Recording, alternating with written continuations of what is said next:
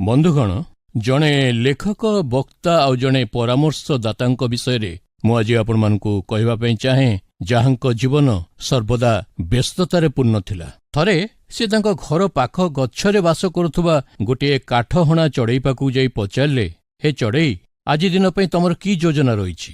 କାଠହଣା ଚଢ଼େଇ ଉତ୍ତର ଦେଲା, ଦେଖନ୍ତୁ, ପ୍ରଥମେ ଜଳଖିଆ ଆଉ ତାପରେ ଆଜି ଦିନର କାର୍ଯ୍ୟାରମ୍ଭ। ସେ ଲେଖକ ପଚାରିଲେ, ଆଜି ଦିନ ପାଇଁ ତମର କି କାର୍ଯ୍ୟ ରହିଛି? କାଠହଣା ଚଢ଼େଇ ଉତ୍ତର ଦେଲା, ସେଇ କାମ ଯାହା ଗତକାଲି କରିଥିଲି ଆଉ ତା ପୂର୍ବଦିନ ମଧ୍ୟ କରିଥିଲି। ସେ ପଚାରିଲେ, ସେ କାମଟା କ'ଣ ମୋତେ କୁହ? ଚଢ଼େଇଟି ଉତ୍ତର ଦେଲା, ସେଇ ନିତିଦିନିଆ କାମ। ଗଛର ଗଣ୍ଡିକୁ ଥଣ୍ଟରେ ଖୁମ୍ପି ଖୁମ୍ପି ପୋକ ଜୋକ ସବୁ ମୁଁ ଖାଇବି। ଏହା କହି ଚଢ଼େଇଟି ନିଜ ଥଣ୍ଟରେ ଗଛର ଗଣ୍ଡିକୁ ଖୁମ୍ପିବା ଆରମ୍ଭ କଲା। ଘଣ୍ଟାଏ ବିତିଗଲା ଆଉ ତାପରେ ସେଇ ପରାମର୍ଶଦାତା ଗଛ ପାଖକୁ ଫେରିଆସି ଦେଖିଲେ ଯେ ସେ ସେହିପରି ନିଜ କାର୍ଯ୍ୟରେ ଲାଗି ରହିଛି।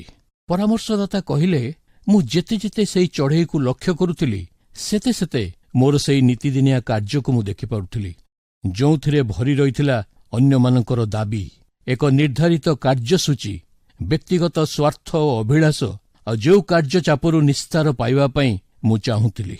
ଆଉ ଏପରି ସମୟରେ ଈଶ୍ୱରଙ୍କର ବାକ୍ୟ, ଯାହାକି ସତ୍ୟ ଆବିଷ୍କାର କରେ, ସେ ମୋତେ କହିଲା, ଶାନ୍ତି ଅନ୍ୱେଷଣ କର ଓ ତହିଁର ଅନୁଗାମୀ ହୁଅ।